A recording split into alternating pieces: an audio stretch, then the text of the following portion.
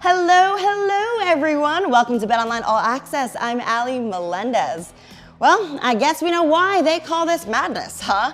Yeah, the first week of the NCAA Tourney offered a plenty of surprises. I mean, hello, Kentucky, Baylor, and Auburn. And no doubt, there's plenty more of that in store this week as we get into the round of 16.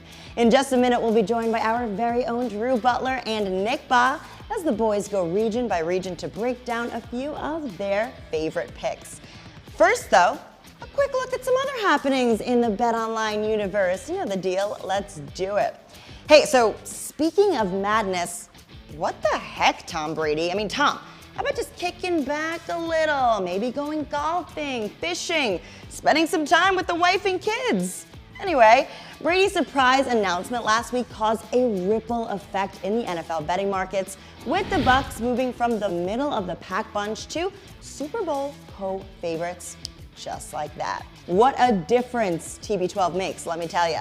Now, Brady obviously wasn't on the initial offseason MVP list either, but now he's second on the board, just behind Josh Allen. Finally, the boys of summer are back, baby. Spring training is in full swing as Grapefruit and Cactus League action starts this week. And of course, we at BetOnline have all of the MLB futures. So get all of that and so much more at BetOnline. BetOnline, where the game starts. There are, of course, some massive upsets in week one of the tourney. However, plenty of favorites still remain as we enter this week's Sweet 16.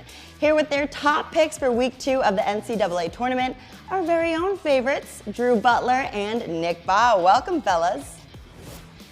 Thanks so much, Ali. Drew Butler here, joined alongside my man Nick Bahe. Nick, March Madness is in full swing. What an opening weekend. Tons of amazing action. We've got Blue Bloods, we've got Cinderellas, and of course now we are heading into the Sweet 16 and Elite 8 weekend. So let's start things off in the West region, Nick. The West region is the only one that's chalky to this point. Seeds 1 through 4 making it to the Sweet 16. And I'll start it off right here. I love the Arkansas versus Gonzaga matchup coming up on Thursday. Arkansas ranked number 4 out of the region. Gonzaga, of course, ranked number 1. And right now at BetOnline, Gonzaga is an 8.5 point favorite. The total sitting at 154.5. And you know what? Gonzaga's great, right? They've got star power in Drew Timme. They've got tons of experience. But Arkansas is different, man. They've been battling it out, battle-tested all year long in the amazing SEC play. I got to take the points here. Look, if you look across the board, underdogs have been barking throughout the first 2 matchups of the Final Four March Madness tournament. I don't think things change that much heading into the Sweet 16 in Elite 8. And if I can keep that hook, Arkansas plus 8.5, that is really good. A matchup that I'm watching, Drew Timme versus Jalen Williams. That's going to be great. And what about J.D. Note?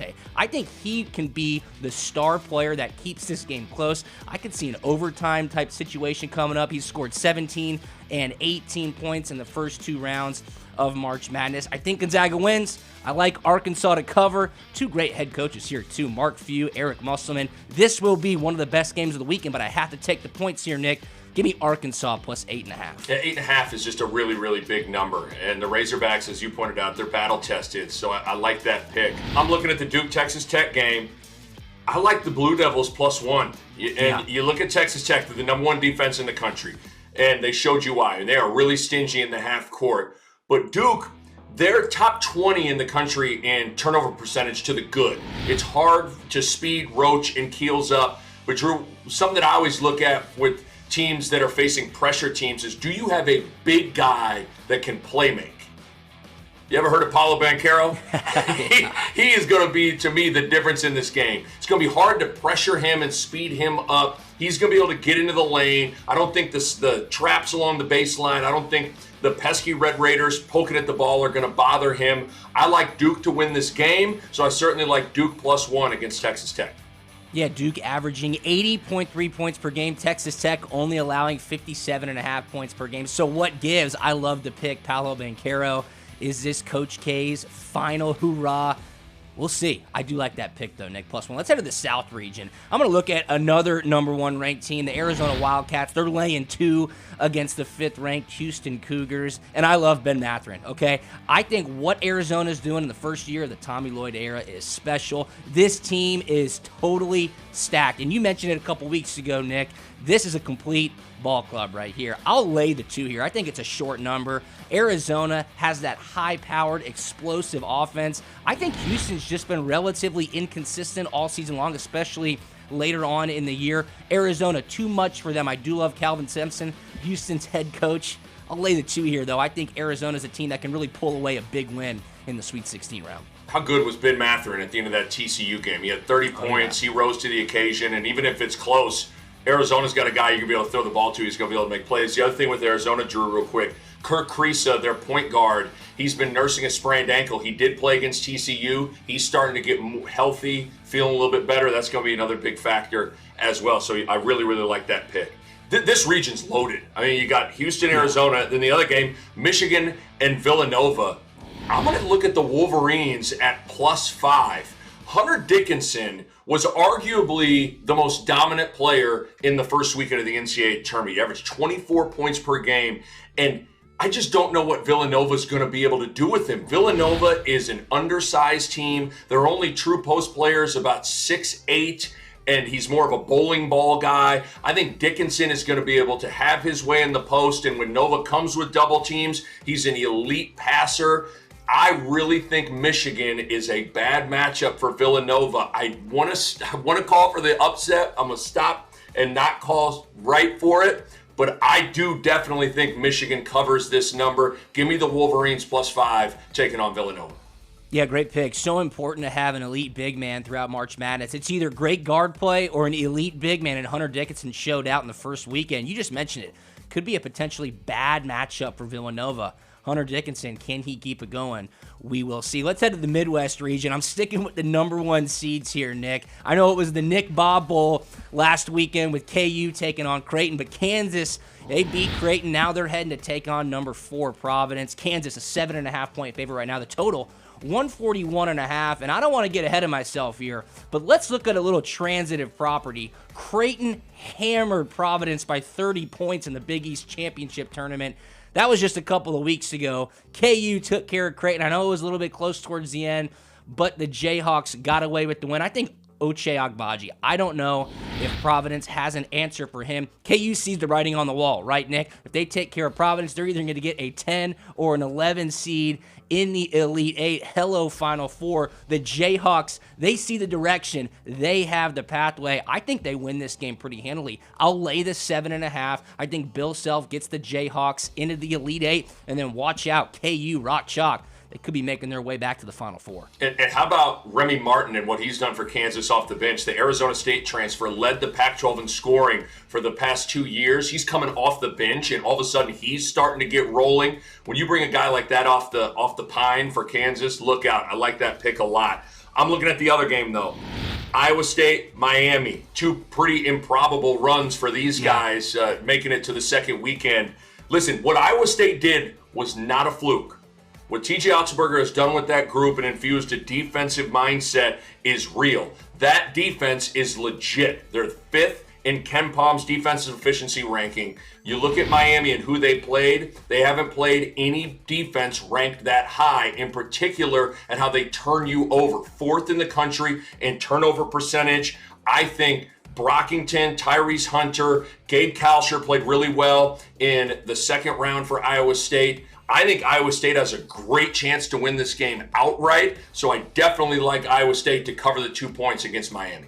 Wow, how about that? If KU, they're going to have to go through Creighton and then Iowa State. Wow, the Midwest, they're barking. But that would be a fantastic matchup, KU, Iowa State in the Sweet 16. Great pick. Let's finish things up in the East region. A battle of blue bloods here. #8 North Carolina taking on Number 4, UCLA. Right now, I bet online UCLA is a short 2-point favorite. The total here, 142.5. And the question here, Nick, is can UCLA slow down North Carolina and that Tar Heel offense? North Carolina just upset number 1 ranked Baylor, had a big lead, were able to finish it off in overtime. They scored over 90 points in both the round of 64 and the round of 32. This line opened up UCLA, a 2.5-point favorite. People are liking North Carolina. Armando Bacot, what's not to like? It's gone down to 2.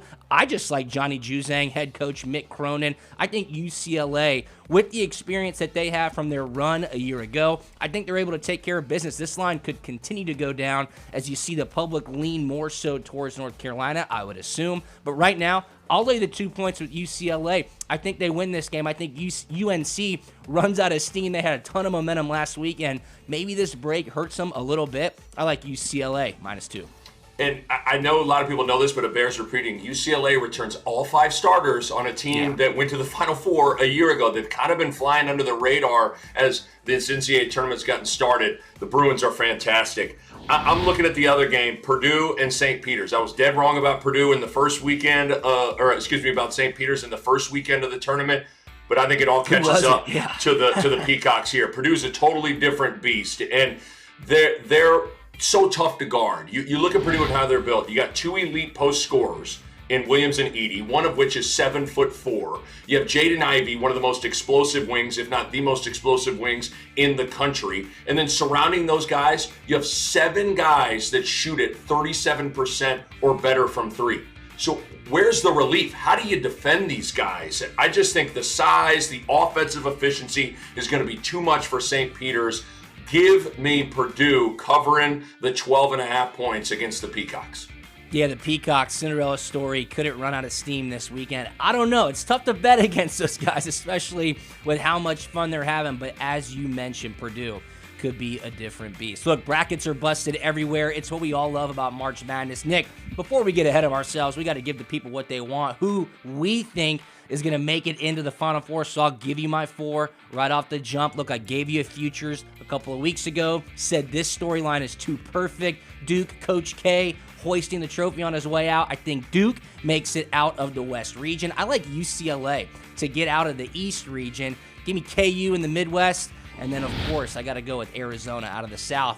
A little chalky, a lot of blue bloods. I think it'd make for a great Final Four. For me, it's Duke, UCLA, Arizona, and Kansas. What about you, Nick? Well, for me, I'm with you out of the West. I think Duke's coming out of that region, although Gonzaga is probably going to give them all they can handle in that Elite 8 game. I just think when you sit and watch games, the team that pops the most with just the most dudes is probably Duke. And so I think Duke's coming out of that region.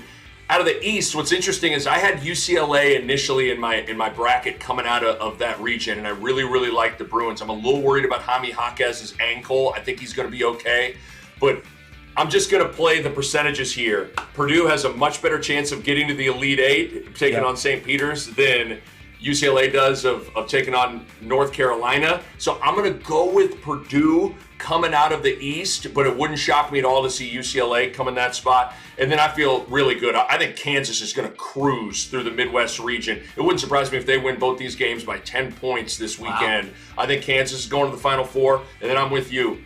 I gave you the futures pick out of the South on who's going to win it all. I'm not moving off it. I love the Arizona Wildcats. I think Ben Mathurin is probably the best closer right now left in the field. They got great size. Koloko inside, Tubelis inside, Dalen Terry at 6'7" and all the different things he can do. I think Arizona comes out of the South. So Duke, I'm going to go with Purdue, Arizona, and KU. Yeah, absolutely. So many great star players, so many legendary coaches. The storylines are galore heading into Sweet 16 in Elite 8 weekend. I know my man Nick Bahe has got you dialed in. Head on over to BetOnline for all the latest lines, news, and odds. And Allie, we'll throw it back to you in the studio. Well, that wraps it up for this edition of All Access. For Nick, Drew, and the entire BetOnline team, enjoy the action. BetOnline, where the game starts.